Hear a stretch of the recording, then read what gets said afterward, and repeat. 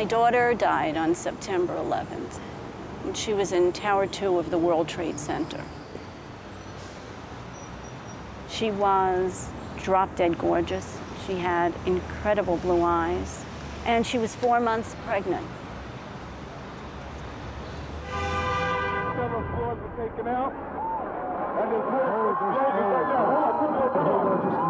explosion inside. George Bush used my daughter to kill. George Bush used my daughter to mobilize troops. Because nobody in this country dared speak about September 11th in an honest way, they shut up and gave him the power to go to war. And now they're shutting up again because they messed up. There were no weapons of mass destruction. There's no connection between Al-Qaeda and Iraq. So my daughter's death was used to perpetrate a war on innocent people. They have Saddam Hussein. They created a pocket of hate in the world for more bodies to die. The insurgency is not going to stop. He has empowered terrorists on my daughter's bones. My daughter's bones.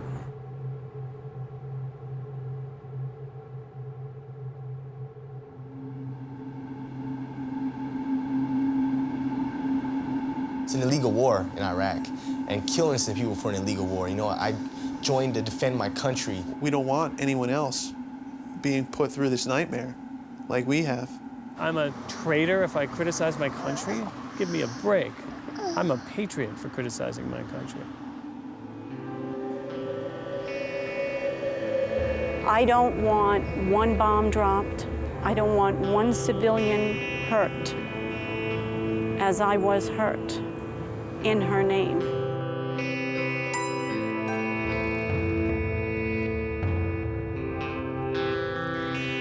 Not in our name, pas en notre nom. Ces quelques mots rassemblent des Américains unis dans un même refus de la guerre menée en Irak par les dirigeants de leur pays. Citoyens anonymes ou intellectuels de renom, artistes ou soldats, politiques ou religieux, ils font tous partie des résistants de la première heure, une minorité dans une Amérique devenue guerrière et sourde à toute critique.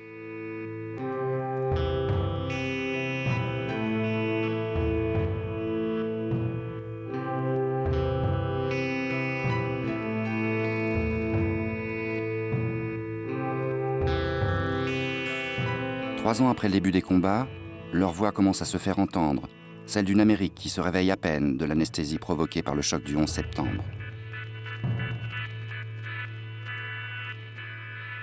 President Bush delivered a major speech on terrorism today. Mr. Bush said that the U.S. and its allies have disrupted what he called at least 10 serious al-Qaeda terrorist plots since September 11th, including 3 inside this country. There's always a temptation in the middle of a long struggle to seek the quiet life, to escape the duties and problems of the world, and to hope the enemy grows weary of fanaticism and tired of murder. This would be a pleasant world, but it's not the world we live in. In the middle, this flag was sur ce mur, au milieu, le drapeau qui appartenait à ma grand-mère. Pendant la Seconde Guerre mondiale, elle le gardait chez elle quand mes oncles combattaient. J'ai pensé que c'était logique d'accrocher les photos de mes fils autour de ce drapeau américain qui signifie beaucoup pour notre famille. Bryce est resté à Bagdad pendant 15 mois. Brandon à Tikrit pendant 1 an. Et après avoir été tireur d'élite et avoir traqué les partisans de Saddam, une de ses tâches a été de protéger les oléoducs du nord de l'Irak. Ils disent que l'objectif principal de l'armée américaine est de protéger les installations pétrolières irakiennes, que leur tâche est strictement liée au pétrole. Nous ne sommes plus les garants de la paix sur cette planète. Nous avons cessé de vouloir améliorer le monde dans l'intérêt de l'humanité. Nous nous imposons un peu partout pour brutaliser les pays plus faibles que nous, pour leur voler leurs ressources naturelles, comme on le fait avec le pétrole irakien. Je comprends pourquoi on nous regarde à l'étranger avec une sorte de crainte.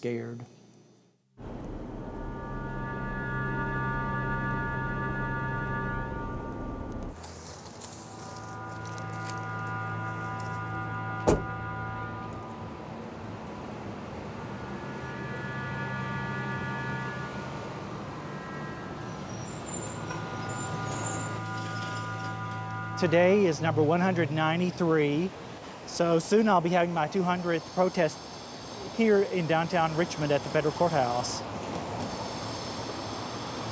At the beginning, it was very hard.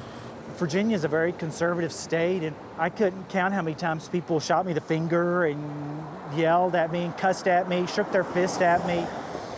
They called me a communist, and they called me a homosexual. I heard a lot of that. People just need to know that it's okay to speak out against the war, and you can still be a patriot and oppose the war and the administration. Our ability to disagree and our inherent right to question our leaders and criticize their actions define who we are. To allow those rights to be taken away out of fear, to punish people for their beliefs, to limit access in the news media to differing opinions is to acknowledge our democracy's defeat. Même dans mon métier, des gens viennent me dire « Merci de dénoncer la guerre ». Et je leur réponds « Pourquoi vous chuchotez? C'est l'Amérique, vous avez le droit de vous exprimer, pourquoi vous chuchotez ?» Le mot d'ordre depuis des années ici, c'est « Fermez-la, fermez-la ». Je pense qu'aujourd'hui, aux États-Unis, les gens ont plus peur de dénoncer le gouvernement que d'une nouvelle attaque terroriste. Ils ont le sentiment qu'ils risquent de tout perdre s'ils osent s'exprimer.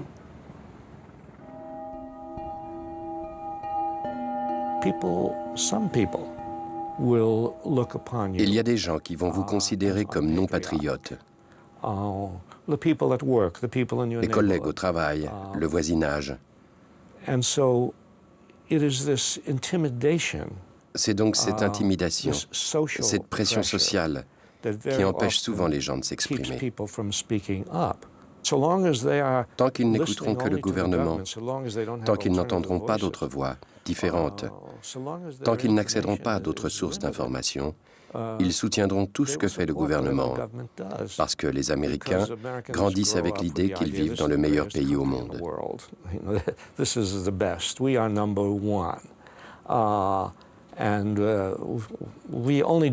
Nous avons parfois connu quelques petits problèmes, comme l'esclavage ou le Vietnam, mais en général tout va bien dans le meilleur des mondes. Donc oui, c'est difficile pour les Américains d'accepter le fait que nous sommes considérés par le reste du monde comme une puissance arrogante, comme un groupe de mercenaires qui déferlent sur d'autres pays pour le pétrole ou pour des raisons politiques. Les médias sont une des institutions les plus puissantes au monde, plus puissante que n'importe quelle bombe, n'importe quel missile. Le Pentagone a déployé les médias et nous devons nous les réapproprier. Mass education, mass recreation, mass perception management, mass entertainment, mass education, mass recreation. Les médias présentent les Américains comme un monolithe, un seul bloc unanime et favorable à la guerre. Ce n'est pas vrai. Le mouvement anti-guerre dans ce pays, où ceux qui sont contre l'invasion et l'occupation de l'Irak ne sont pas une minorité isolée. Ils ne sont pas une majorité silencieuse. Ils sont la majorité bâillonnée par les grands groupes de médias.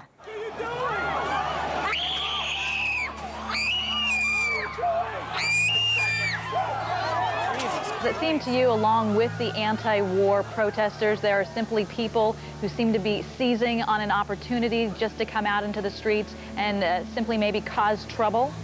Absolutely, Julie. Bush is a terrorist! Bush is the biggest terrorist! Yeah! Baby, no time. Fuck yeah! I'm just kidding. Hey, put this stuff on the news! Come on, put some real criticism! 1, 2, 3, impeach Bush! Impeach Bush! This war is going to increase the threat of terror! Impeach Bush! Les médias financent les manifestations pro-guerre. Ils censurent les invités et journalistes qui expriment des opinions anti-guerre. Ils pressent leurs téléspectateurs d'aller dans les manifestations nationalistes. Ils ont même viré la journaliste de télévision de l'année en Caroline du Sud parce qu'elle a osé exprimer une opinion anti-guerre. Cela pèse lourd quand les médias contrôlent tout, quand leur point de vue devient le seul point de vue qu'on entend dans tout le pays.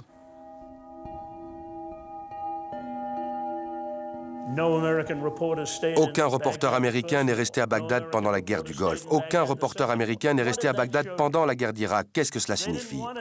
Qu'ils ne voulaient pas connaître la vérité. Ils faisaient partie d'une mission, la mission du gouvernement américain qui était de faire la guerre.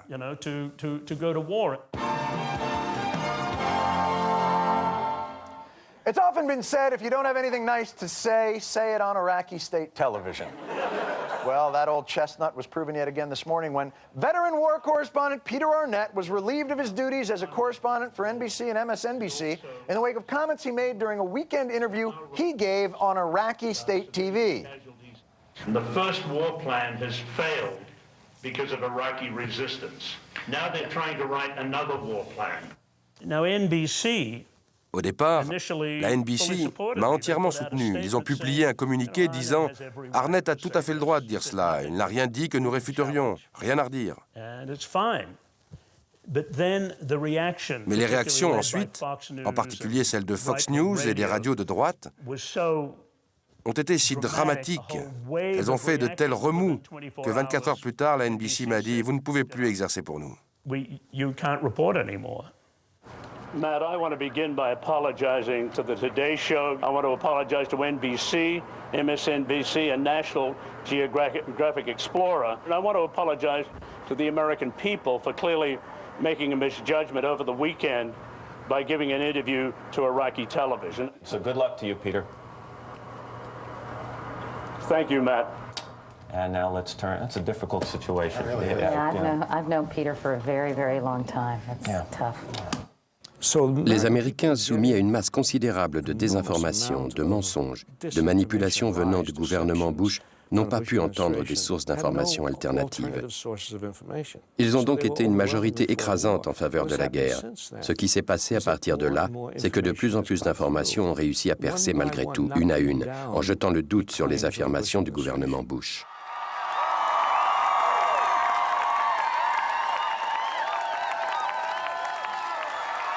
Proud member of Iraq Veterans Against the War. And as I stand here today, I'm angry. When I came home for my mid-tour leave, I had a layover in the Atlanta airport, and I was still in uniform. And a lot of people came up to me and wanted to thank me for what I was doing over there. And my question to them was that if they knew what I was doing over there, maybe they could explain it to me, because all of us had no clue what we were doing over there.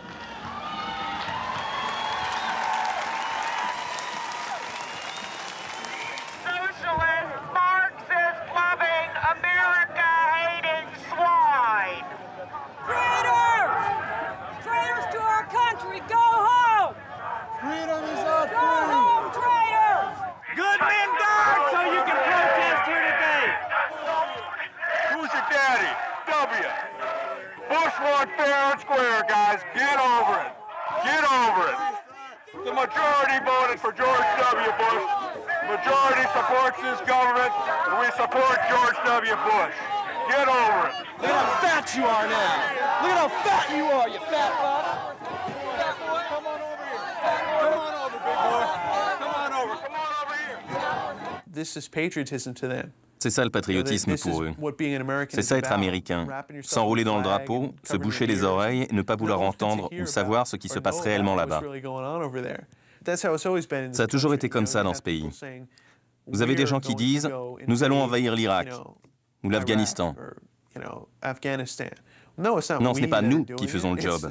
Ce sont les militaires. Si vous connaissiez le dédain qu'ont les gens ici et le gouvernement pour la vie des soldats. Leur idée, c'est vous vous êtes enrôlés pour mourir, en somme. C'est votre boulot d'aller quelque part et de mourir. Eh bien non, mon boulot, c'est de défendre la Constitution et les citoyens de ce pays. Et ce n'était certainement pas ce que je faisais en Irak, en aucun cas.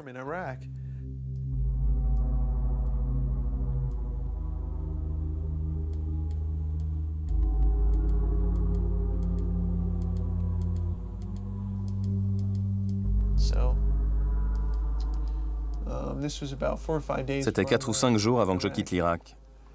Le gamin à ma gauche fait un salut hitlérien à la caméra. Et à ma droite, un gosse brandit un journal local sur Abu Ghraib, avec les photos de torture. Je ne leur en veux pas d'avoir ce type de réaction. Je les comprends. Nous sommes allés dans un pays et nous l'avons envahi, sans raison. Ce qui, à mon avis, n'est pas si différent de ce que les nazis ont fait sous Hitler. Vous savez, j'ai lu une citation d'un général qui disait « La guerre préventive n'a rien de nouveau. Hitler l'a inventée lorsqu'il a envahi la Pologne. »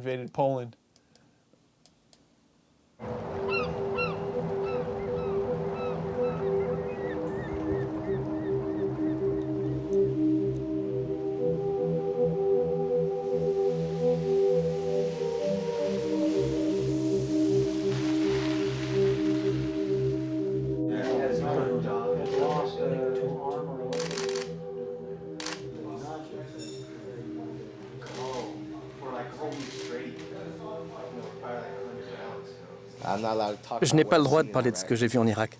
Ils vous font signer un papier avant de partir. Et si tu ne le signes pas, tu pars pas. Je suis accusé d'être déserteur dans mon pays, mais beaucoup d'autres soldats partagent les mêmes convictions que moi. Seulement, peu ont assez de courage pour prendre une telle décision. Nous n'avons été que quelques-uns à faire ce choix risqué et déserter. Je ne me suis pas enrôlé pour me battre dans une guerre injuste, une guerre illégale en tout point, comme en Irak. Cette guerre illégale tue des innocents. Je me suis enrôlé pour défendre mon pays et j'étais prêt à tuer et à être tué pour certaines choses. Mais pas pour une guerre illégitime. C'est pas pour ça que j'ai signé. Kentucky is a pretty conservative state. A lot of people from Kentucky go into the military. There's a large contingent of the Kentucky National Guard serving in Iraq. So people who are probably don't react too well to somebody taking this kind of a step. I've already wasted 2 years of my life, and to think of going to prison for another year or 3 or more, I couldn't even imagine. I've already been through so much. If I go to jail for a couple years, man, I wouldn't even be a person anymore. I'd just be like totally lost in the mind. You could go back, spend 1 year in jail, and this would be behind you. I would refuse to be punished for my actions. Yeah. Okay.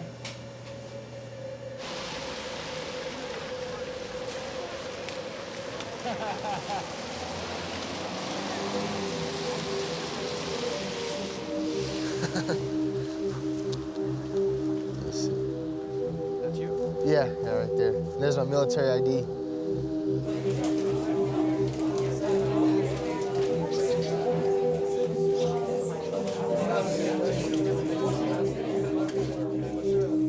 Daryl Anderson and Cliff Cornell are both U.S. soldiers who recently came to Canada seeking refuge because of their opposition to the war in Iraq. Daryl served 7 months in Iraq and received a Purple Heart before returning home to the United States. A resident of Kentucky, Daryl decided that he could no longer be part of the war in Iraq, so he decided to come to Canada. My country's been attacked, and if they're sending me to go die and fight this war, there has to be a good reason. I start getting in combat situations, and there was a lot of combat, but there was a few situations that really, later on down the road, played out in my thinking, where the first situation, I'm in a vehicle, and my good buddy, he's on top of the vehicle, gets hit with a rocket-propelled grenade. And he falls down my lap, and he just basically goes limp and falls in the vehicle. And he's spitting up blood. He's looking at me, and he's going, Anderson, am I gonna die? I hadn't even fired my weapon in combat. I take it, I point at someone, and I fire. But my weapon's unsafe. So I switch it to fire. I take aim again, and I look, and I'm aiming, and it's a 14-year-old boy just running for his life, scared just like I am.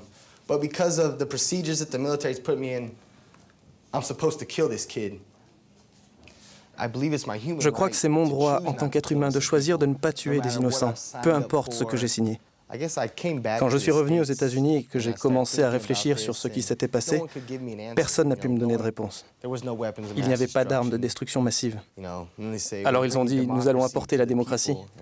Alors que la démocratie aux États-Unis, c'est pas vraiment ça. C'est le fric qui a le pouvoir. J'ai déserté l'armée après avoir refusé d'obéir aux ordres au Vietnam début 69. J'ai passé 3 ans en Suède, 3 ans au Canada et maintenant je suis ici, de retour au Canada avec une nouvelle génération de résistants à la guerre. J'ai donc un sentiment de déjà-vu avec un arrière-goût amer.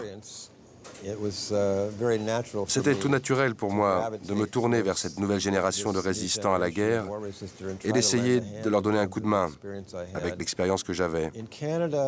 Au Canada, nous en avons 15. Ce n'est pas beaucoup. Seulement une quinzaine de soldats se sont manifestés et ont demandé le statut de réfugiés politiques. J'imagine qu'il y a un certain nombre de déserteurs disséminés dans toute l'Europe à l'heure actuelle.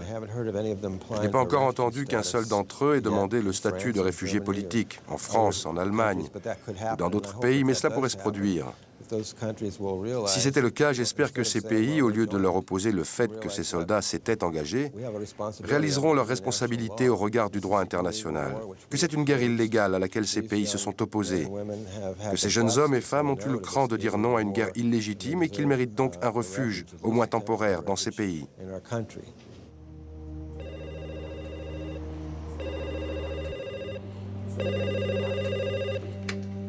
GI Rights Hotline, this is Jackie. What? The drill instructor told him to go ahead and shoot himself? And he did. Oh, goodness.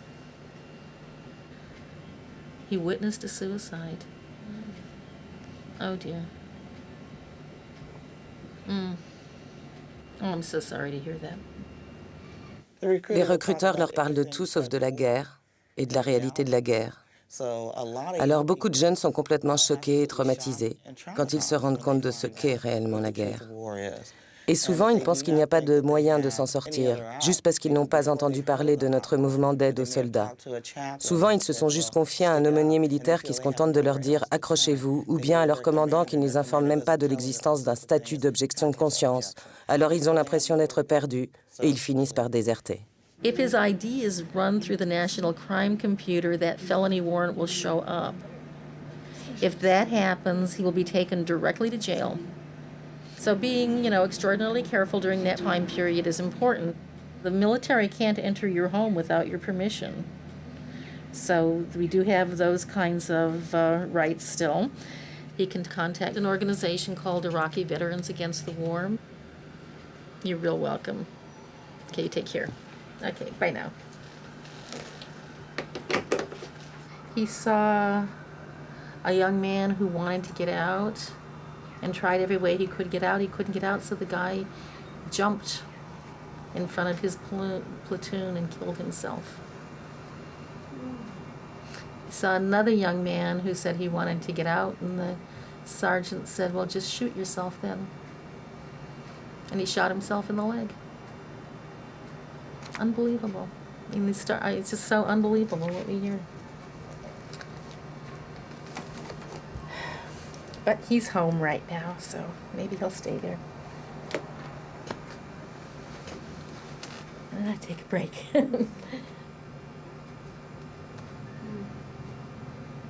On ne saura peut-être jamais le nombre exact de déserteurs. J'imagine que l'armée veut nous le cacher, et s'ils affirment qu'il y en a 5000, c'est qu'ils sont probablement le double ou le triple.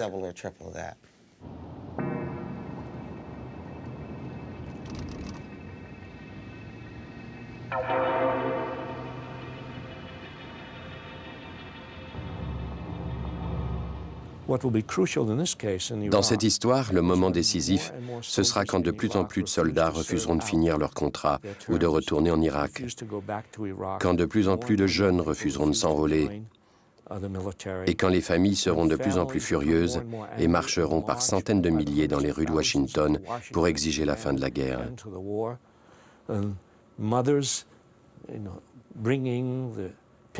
Ce sera lorsque des mères apporteront les photos des leurs, comme en Argentine, les mères qui brandissaient les photos des disparus pour dévoiler ce qui s'était passé. Je pense que lorsque ce point sera atteint aux États-Unis, alors le gouvernement sera obligé de faire marche arrière. On April 4th, 2004, my son Casey was killed in Iraq. He was only 24, and he died in his best friend's arms. Mr. President, you lied to us. And because of your lies, my son died.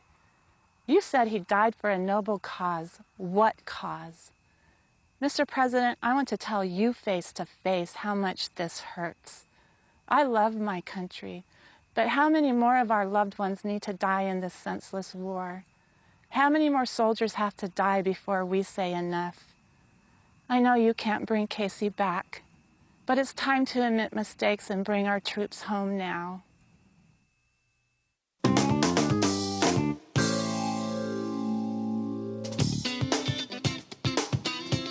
This is the War and Peace Report. I'm Amy Goodman with Juan Gonzalez. We turn now to the story of Cindy Sheehan. Sheehan is now in Crawford, Texas, taking part in a vigil near President Bush's vacation ranch. She has asked for a meeting with the president, but so far the White House has said no. Talk to Cindy! Talk to Cindy! Talk to Cindy! Talk to Cindy! Talk to Cindy! Nous étions 15 là-bas à Crawford, au Texas. Et nous étions très décidés. Nous voulions voir M. Bush, sans grande illusion.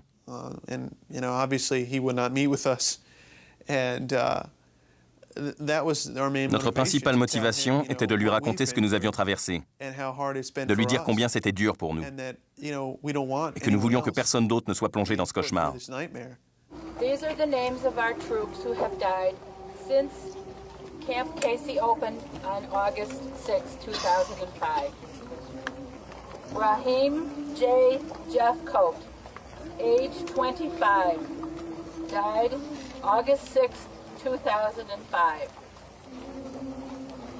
Kurt E. Kraut, age 43, killed August 6, 2005. Chase Johnson Comley, age 21, killed August 6, 2005. This is about flesh and blood. This is what we're here for. We don't want to see any more of these coming home to their families. Have you ever heard the sound of taps played at your brother's grave? They say he died so the flag will continue to wave. But I believe he died because they had oil to save. Have you ever heard the sound of taps played at your brother's grave? Have you ever heard the sound of a nation being rocked to sleep? The leaders want to keep us numb so the pain won't be so deep. We will not be rocked to sleep anymore, and we will not let our leaders continue. President Bush emerged from his ranch in Crawford, Texas, Thursday and addressed for the first time the rapidly growing anti-war protest outside his property. I sympathize with Mrs. Sheehan. She feels strongly about her position, and she has every right in the world to say what she believes. This is America. She has a right to her position, and I thought long and hard about her position. I've heard her position from others, which is get out of Iraq now. And it would be a mistake for the security of this country. I don't want his sympathy. I want answers. Meanwhile, she's come under attack by right-wing websites and commentators. Earlier this week, Bill O'Reilly of Fox News suggested that Cindy Sheehan has committed treason. I think Mrs. Sheehan bear some responsibility for this, and also for the responsibility of other American families who have lost sons and daughters in Iraq who feel that this kind of behavior borders on treasonous. Un parti unique s'est emparé de notre pays. Nous sommes maintenant soumis à une sorte de dictature virtuelle. Et le parti dit d'opposition reste très faible. Nous essayons de lui redonner le courage de s'opposer. La seule chose qu'a changé Camp Casey, c'est que les grandes chaînes privées se sont enfin intéressées à nous et que l'Amérique des classes moyennes a fini par nous entendre.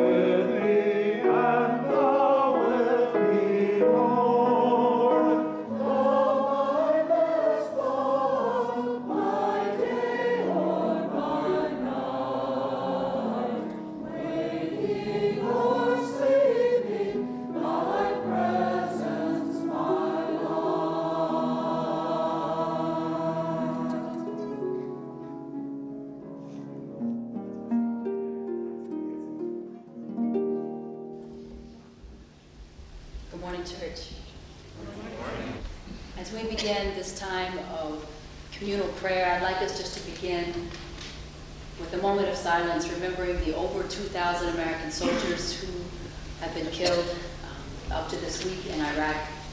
According to the Iraqi body count website, over 30,000 Iraqi civilians have already been killed up to this point.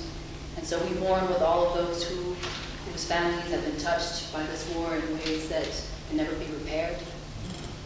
And we pray for those who are still over there, and we pray for our leaders that they would have wisdom in concluding this. So if we could just have a moment of silence.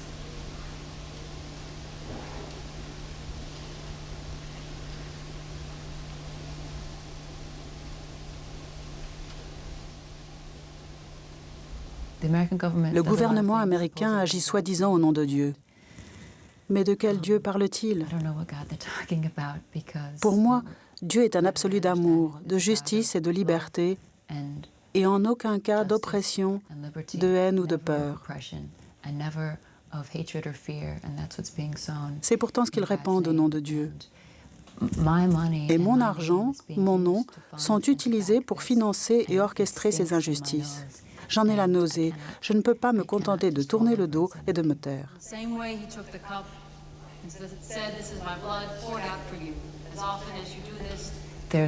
Il existe un puissant lobby dans notre pays, la droite religieuse. Elle a créé une alliance indéfectible avec les élites politiques. Ils ont même accordé leur programme, fait converger leurs idéaux dans des proportions qui m'effraient et me choquent. May peace fill your soul. Let peace, let peace, let peace keep you whole. Good job. How are you? I got Peter. I missed you. Good morning. Good to see you too. We're going to continue our discussion of how we as Christians should look at war. How many of you think World War II was a just war? How many of you think Vietnam War was a just war? How many of you think the current Iraq War is a just war? I don't think any war is just like you might say a good devil. If you're a devil already, how can you be good? I don't know.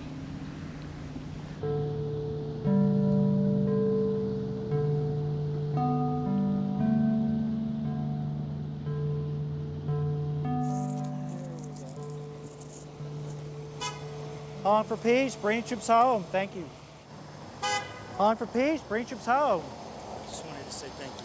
Oh, you're welcome. Thanks for your support. Absolutely. Thanks. Have a nice day. On for peace, bring troops home. Thank you. Thank you. On for peace, bring troops home. On for peace, bring troops home. One day, Un jour, j'ai provoqué tellement de coups de klaxon qu'une dame est sortie de l'immeuble et m'a demandé si je voulais bien aller plus bas dans la rue parce que les klaxons l'empêchaient de travailler. Elle m'a dit qu'elle n'avait rien contre la liberté d'expression et que c'était mon droit de rester là debout. Mais elle m'a demandé si je pouvais me mettre ailleurs parce que tous ces klaxons l'empêchaient de bosser. J'étais super fier. C'était un des plus beaux jours de ma vie. That was one of the proudest days of my life. Ce ne sont pas toujours les plus grands hommes qui ont produit les plus grands changements. Ils peuvent venir de n'importe où. Ce qu'il faut, c'est garder l'esprit en alerte et travailler autant que possible. Nous gardons les yeux fixés sur notre but. Nous ne pouvons pas nous arrêter aujourd'hui, surtout quand l'opinion publique commence à basculer en notre faveur. Dire predictions on Iraq, President Bush was playing to his strongest suit. A new CBS News poll finds approval for his handling of the war on terror at 46%. Way down from before, but better than Iraq, only 32% approve. The majority of Americans also now think U.S. troops should get out as soon as possible. When do we want it? Now! What do we want? Peace! Now! Peace! Now! Peace! Now! Peace!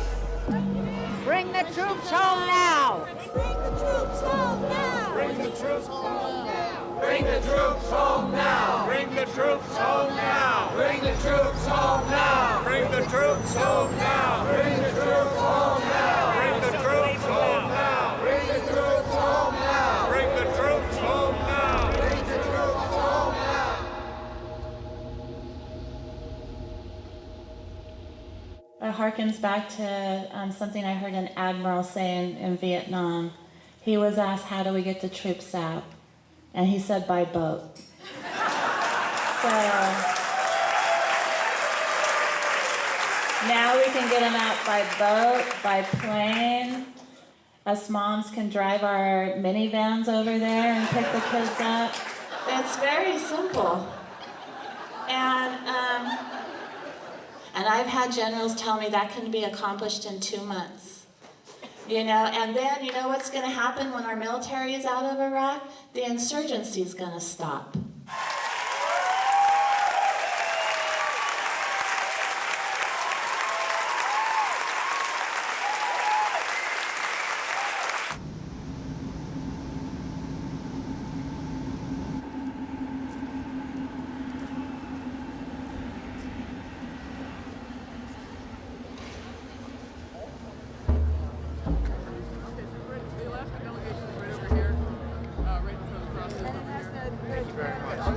Thank you. Sure, I'm with my husband from Italy. Where? Right here. Okay. I have to show you.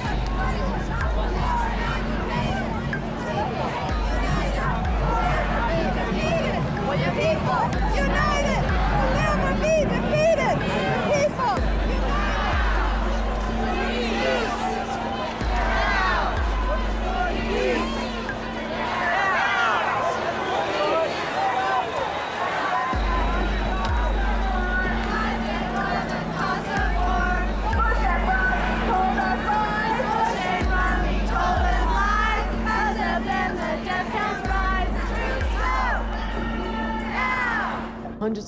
Ils étaient des centaines de milliers. On a estimé ça à 300 000, mais au bout d'un moment, on arrête de compter.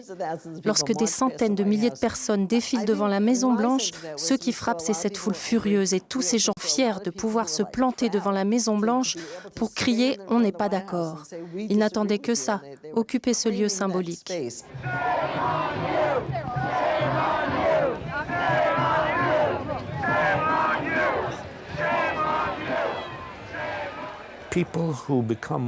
Les gens moralement désabusés par une politique finissent par réaliser que les institutions normales, censées être les institutions d'un État démocratique, voter pour le président, écrire à leurs députés, porter plainte devant un tribunal, ils réalisent que rien de tout cela ne marche, que ça ne sert à rien si ces institutions ne sont pas réellement démocratiques ni représentatives. Les gens découvrent qu'ils doivent enfreindre la loi, qu'ils doivent commettre des actes de désobéissance civile.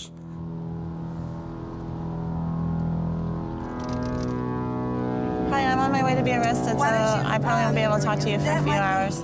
At the White House, we're going to tie ourselves to the fence. That's not the power. Right. We know. They have the violence. Yeah. They have the domination. Yeah. We represent 60% of the people of this nation. We are the power. I want to warn everyone that when you go over to the White House sidewalk, you will be risking arrest. Without you, Cornell, everybody who's behind Cornell, take a step back. Excuse me, you're in my way. Come on now. Come on, watch out. Watch out.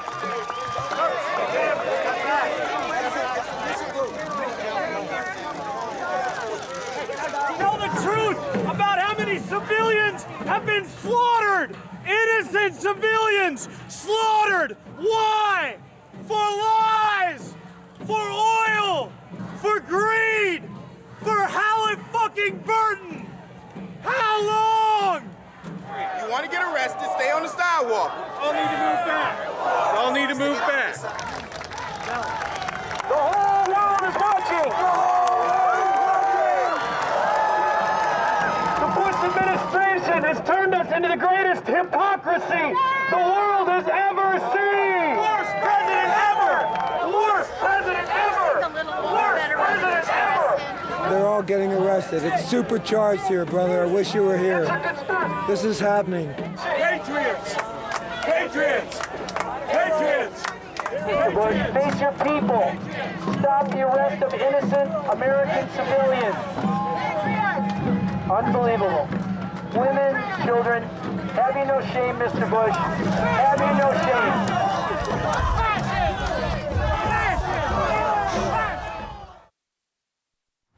Je crois que c'est un appel au réveil. Comme le disait Jefferson, la condition de la démocratie, c'est une vigilance perpétuelle. Nous ne devons jamais nous endormir sur nos acquis.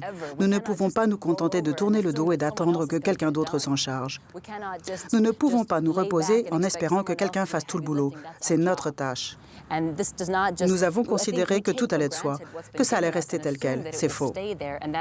Si on ne se bat pas pour la démocratie à chaque génération, on finira par la perdre. Beaucoup de gens de ma génération ne votent pas. C'est incroyable le nombre de gens qui ne votent pas, alors que beaucoup sont morts pour ça. On prend tout ça à la légère par passivité. Les gens pensent que c'est inutile. Ils sont si nombreux à avoir été privés du droit de vote que ça n'a plus d'importance pour eux. Comment les mobiliser quand tout sur le terrain semble prouver que ça ne sert à rien, surtout quand la Cour suprême s'arroge le droit de choisir le président? Blood is the symbol of life. All life is holy. All people are created in the image and likeness of God. All people are family, and everyone is loved by God. Killing is wrong. Preparation for killings are wrong. The work done by the Pentagon with the connivance of the military recruiting station ends with the shedding of blood. And God tells us to turn away from it. We went in to this Army and Marine recruiting center and we actually poured our own blood on the walls, on the cutouts, on the floor.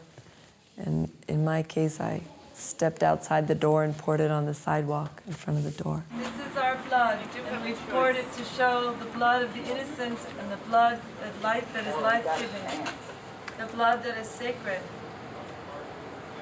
Si c'était à refaire, je le referais. C'est exactement l'image de ce qui se passe. Il y a déjà beaucoup de sang sur ce drapeau.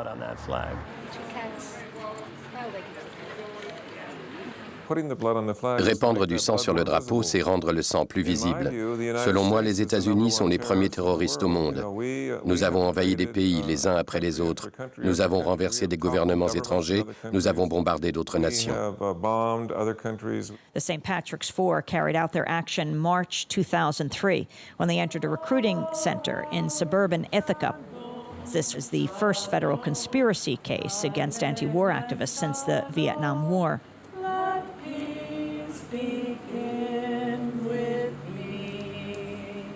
Je serais un traître parce que je critique mon pays? Arrêtons. Je suis un patriote en osant critiquer mon pays. Je reste fidèle à une de ses meilleures traditions.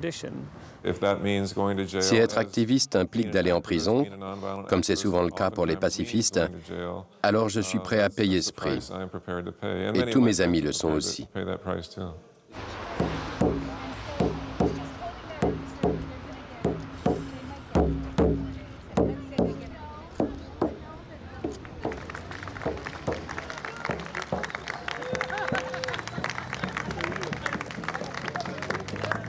Our feelings about today are that even from the first day of the trial, there's been a miscarriage of justice, and that the people who should be the defendants in this case are really people that aren't here, namely Mr. George Bush, the president, Dick Cheney, Ronald Rumsfeld, and Alberto Gonzalez. They are the real criminals of this war. It's the only C'est le seul procès en cours dans ce pays où les accusés sont inculpés de conspiration pour avoir directement résisté à la guerre. C'est une nouvelle occasion pour nous de faire entendre notre ferme opposition à la guerre, pour que les gens se décident à résister à cette guerre.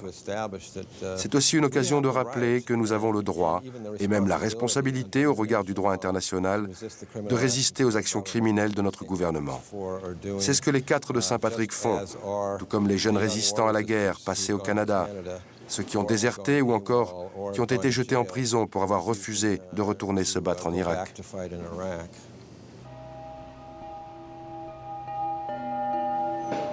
Les Américains ont le droit et même la responsabilité de désavouer le gouvernement s'ils sentent qu'il a pris une mauvaise direction.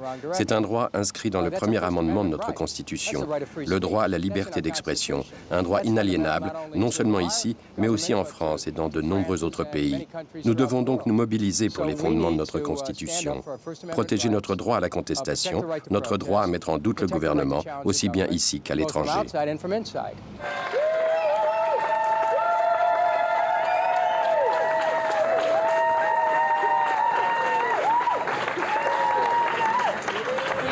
Our testimony showed that, in fact, we are not violent people, and that is not our intention, nor would it ever be our intention in trying to change and convert the hearts and minds of the people of our country. And while we're talking about violence, we know that the greatest violent crime is killing people. And right now, 100,000 Iraqi civilians' deaths are on our hands as a nation, and that's a crime we need to address. That's our work in this democracy. Right now, those crimes are so serious that we're going to put our attention to it.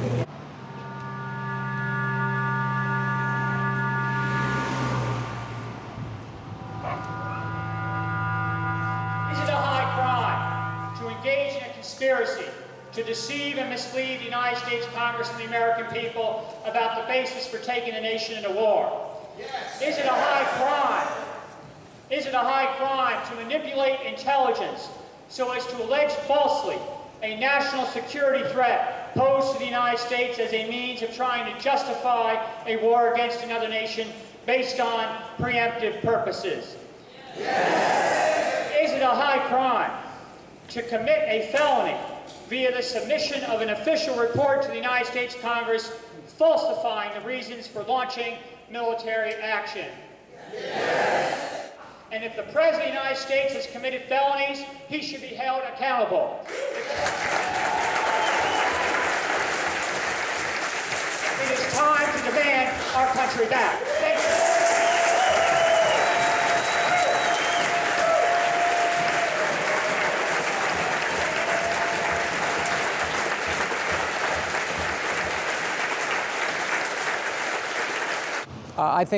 Je pense aussi que nous devons nous attendre à ce que les dirigeants de cette nation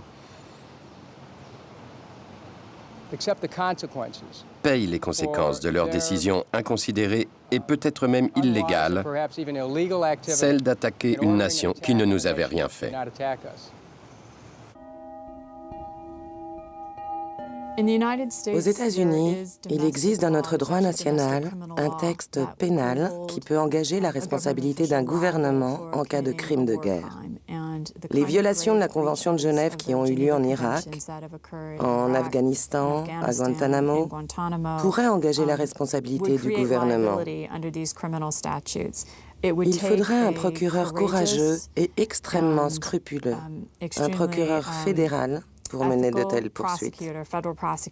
Et cela soulèverait des questions d'immunité pour le président tant qu'il est encore en fonction. Lorsque le mandat de George Bush aura expiré, il n'est pas sûr du tout que quelqu'un osera s'en prendre à lui aux États-Unis. Mais lorsqu'il voyagera à l'étranger, ça pourrait arriver. En tant que commandant en chef, en tant que président des États-Unis, il a ordonné des politiques qui pourraient, sous juridiction internationale, le rendre vulnérable à une inculpation dans un autre pays.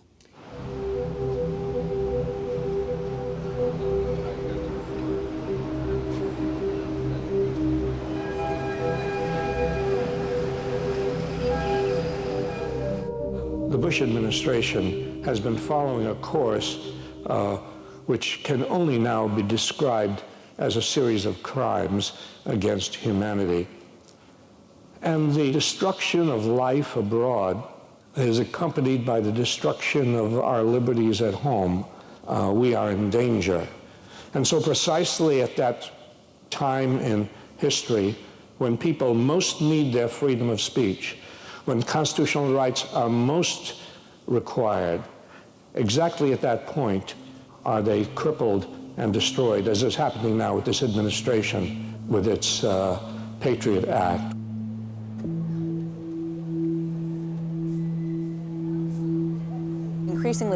Les Américains voient leur liberté se dégrader de plus en plus. Les bibliothécaires, par exemple, défendent dans leur coin le droit des citoyens de lire les livres de leur choix sans que ceux-ci soient espionnés par le département de la sécurité intérieure. Un autre exemple, les écoutes illégales à l'insu de certains citoyens de notre pays. Ce climat est très inquiétant. Alors peut-être qu'au niveau individuel, ça n'a l'air de rien, parce que c'est fait au nom de raisons qui semblent valables. Mais quand on regarde l'ensemble de cette politique, là, ça devient effrayant. Effrayant de voir la direction que nous prenons au nom de notre sécurité nationale. Est-ce qu'on est en train de devenir une société de type soviétique?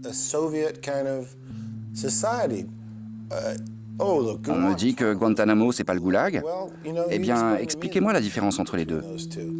Aux États-Unis, comme dans certains pays européens, il existe ce que je décrirais comme une tendance ou un glissement vers la tyrannie, parce que les gens ont peur. Et je pense qu'historiquement, il y a eu une sorte de basculement entre une période où il y avait beaucoup plus d'ouverture, de respect des libertés, des droits civiques, et une période où les gens sont gouvernés par la peur, une période où ils ont tendance à permettre à la tyrannie de dominer. Allow tyranny to prevail.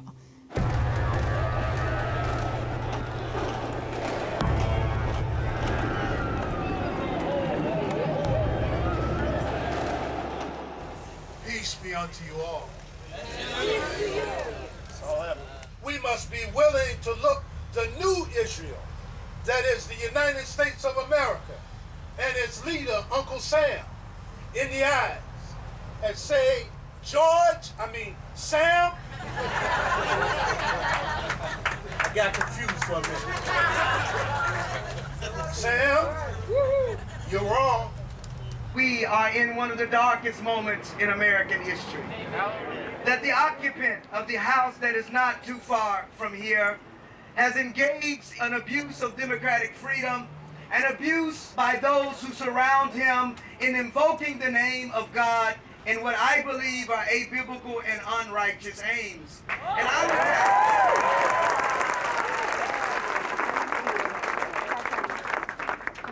We have a major task in front of us to create the kind of movement that can speak really to the spiritual crisis, and if we do speak to that spiritual crisis, we can change America fundamentally. It's not about Christian, it's not about Muslim, it's not about Buddhist, it's not about Jew, but it's about humanity, Lord. Your children have got together, so now we come together. We stand in the gap for these parents and these families, Lord.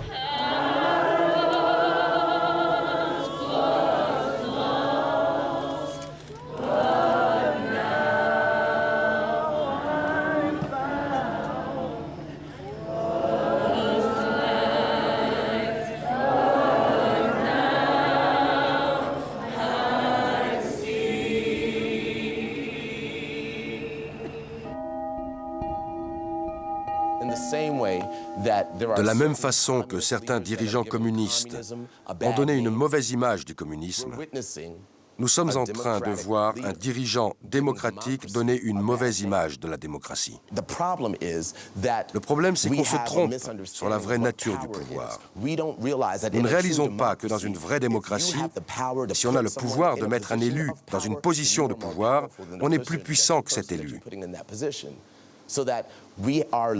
Alors, au lieu de nous contenter de regarder là-haut, vers Dieu, vers les présidents, regardons en nous-mêmes. Et au lieu de nous contenter de penser « ce n'est pas bien ce qu'il fait », considérons que le retournement de pouvoir est inévitable, inévitable. C'est inévitable aussi qu'on écrive ce manifeste de résistance, ce serment de résistance, et il résonnera encore et encore, jusqu'à ce que la vérité finisse par triompher. Rien ne pourra l'en empêcher. Pas en notre nom. À vous qui guerroyez dans une guerre sans fin. Il ne peut plus y avoir de morts, plus de transfusion de sang pour le pétrole. Ce n'est pas en notre nom que vous envahirez des pays, bombarderez des civils, tuerez encore des enfants, en laissant l'histoire multiplier les tombes des sans-grades, que vous bafouerez les libertés en prétendant vous battre pour elles. Les armes ne passeront pas par nos mains. Nous ne distribuerons et ne paierons pas d'armes pour détruire des familles sur un sol étranger. Nous ne prêterons ni nos voix, ni nos cœurs. La peur ne nous fera pas taire. Nous ne permettrons pas que des peuples ou des pays soient considérés comme le mal. Ce n'est pas notre volonté, ce n'est pas en notre nom. Nous appelons à la résistance. With those who have undergone attack for voicing opposition to the war or for their religion or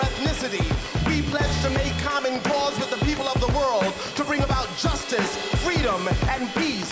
Another world is possible, and we pledge to make it real.